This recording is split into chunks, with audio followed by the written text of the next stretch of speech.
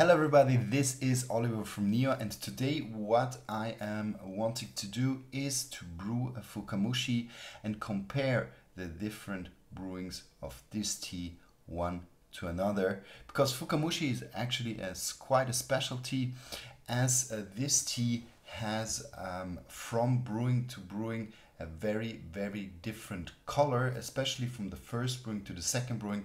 And today I want to go a little bit into, is there actually not only a color change but also a taste change from brewing to brewing. So for this I need 2 glasses. I also have a third one here with me. I have my black Tokoname Kyushu and I have 5 grams of Fukamushi. So this is a Fukamushi which is coming from Shizuoka. This is pretty close to the city of Shizuoka, from the farmer Mr. Sato, and his tea is quite interesting in terms of fruitiness. Is a beautiful lychee note as well, normally in the taste. So I just want to go through now the brewing of this tea and have a look how it is, or how it tastes like from brewing to brewing. For this I take water of around 70 degrees Celsius, 65 to 70 degrees Celsius, and I just leave it in for only around 40 to 45 seconds. Fukamushi, also known as deep steamed tea, is actually a tea which is longer steamed, so around 120 seconds versus 60 seconds of an asamushi or futsumushi, it's also called. What makes this different then is that the leaves, they break a little bit earlier, so you have a little bit of smaller leaves, and it also gets down the stringency and it levels up a little bit more the sweetness of the tea. The reason how this tea has been kind of developed is that after the Second World War, the Japanese industry wasn't able to export its tea anymore as easily as before, so they had to find more sales in or within the country, and especially the region of Shizuoka was known to have quite bitter, a little bit more stringent teas. So what they were looking for is how can they smoothen the tea, and that's how they found out that longer steeping just after the harvest renders the tea taste smoother, renders the tea smoother, and therefore could bring them more sales. And that's how really this tea developed, and especially in the recent times also with younger people in Japan, Fukamushi came into vogue due to the fact that it is exactly less astringent and sweeter and a little bit more fruity. So let's have the second one here.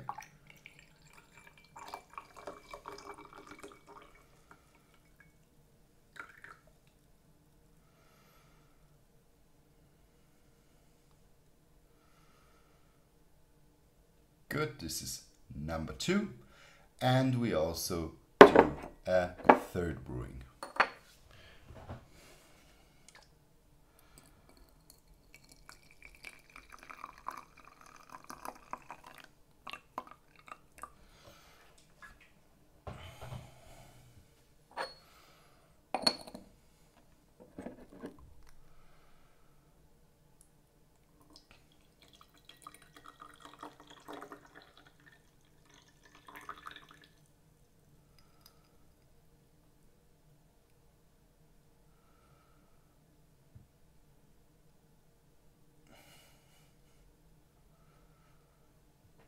Good. Now, having these 3 brewings, you can already see here a difference in color. So this is the first brewing. This is brewing number 1, and the first brewing actually really shows quite a nice green color, a little bit of a milky color, while the second is really this typical Fukamushi brewing, where you can really see this dark green, beautiful jade green color, which is especially also present in the third brewing. But what I'm interested in is not only the color today, is really to see, is there a taste difference from brewing to brewing, and how does this kind of greener, more kind of chlorophyllic green, beautiful green, change the taste of the tea, or if there's really a difference, or if it's only in the visual part. So let's go for the first one.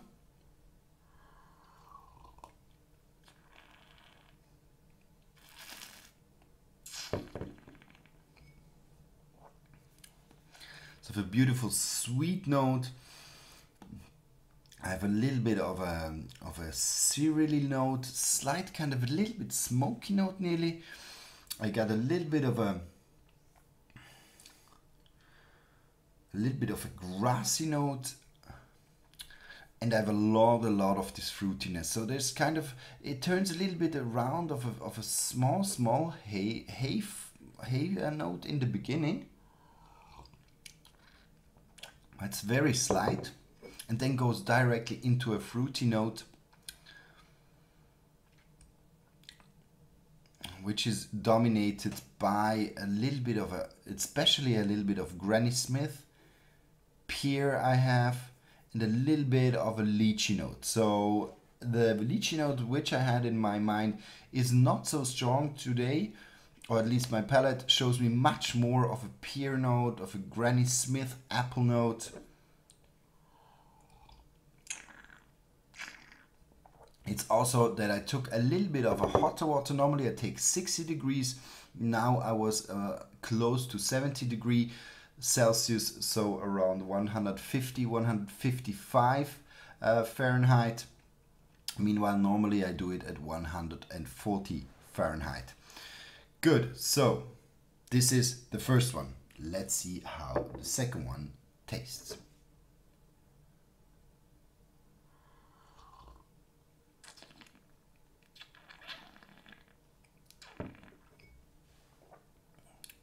Okay, so now that the tea turned a lot, and this is really coming from the color, you can clearly see that this one is greener.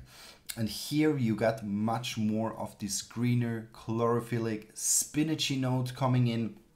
So it gets much more vegetal, much more grassy, in moving really in this direction. So the tea really, first it pushes, and what you can see with this milky white is really that something you also discover or experience with the Gyokuro. Often it's a little bit of a milky tone, and this is a sign that there's a lot of fruitiness. The more green, the more kind of grassy color also is in the liquor of the tea. The tea changes also and showing much more of these vegetal notes.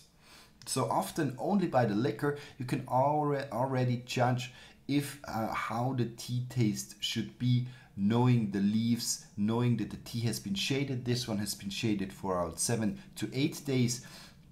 And you can see that really the first brewing extracts these sweet notes, these sweet parts of the tea. Meanwhile, now the second brewing really brings out a little bit this vegetal, grassy, chlorophyll driven or chlorophyll strong taste.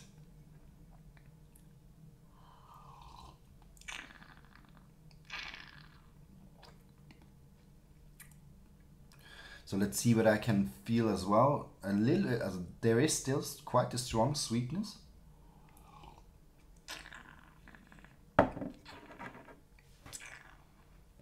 It gets a little bit more acid. It's a slight tingling on the top of the tongue.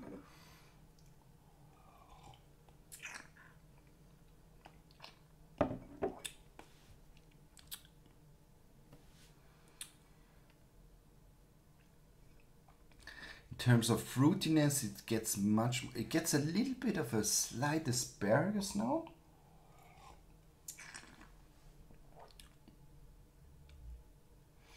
And I would say it moves a little bit from this freshness, from this apple sweetness, or the pear sweetness, really, or pear sweetness, more into kind of a white or green raisin flavor.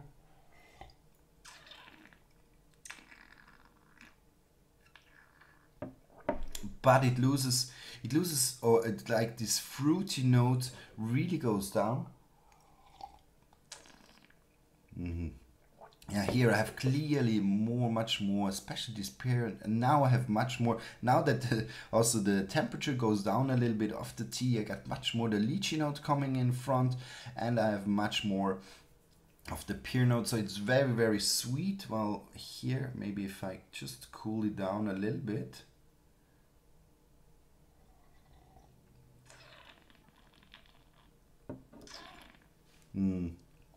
It's still quite dominant on the grassy note. But there's a sweetness to it. I nearly get a little bit the taste of sweet wood. So I don't know if you ever bought in the pharmacy like this sweet wood. This I have a little bit. I have a little bit of a floral note here.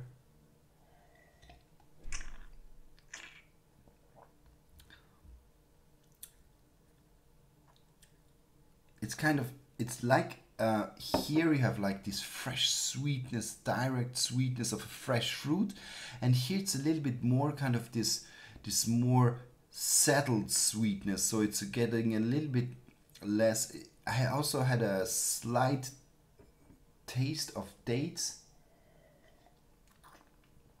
so dates, sweet wood, so it gets a little bit more kind of rounder and more settled, the sweetness, but there's a much stronger presence of this fresh greenness of the tea, and I think this makes the mix that it goes away a little bit from this bright fruitiness, a little bit more into this settled, rounder, sweet note. And now let's try the number 3, the third one.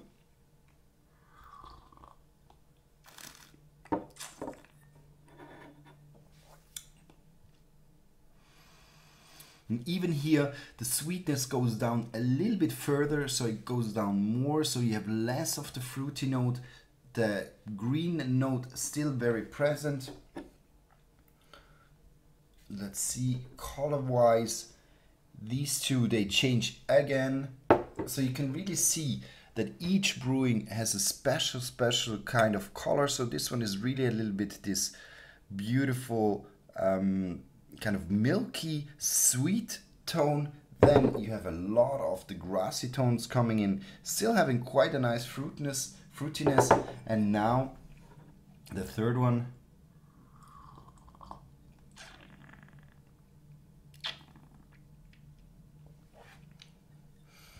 So this third one has, the sweetness has really gone down now, and you have much more of a developed kind of grass, late summer grass taste.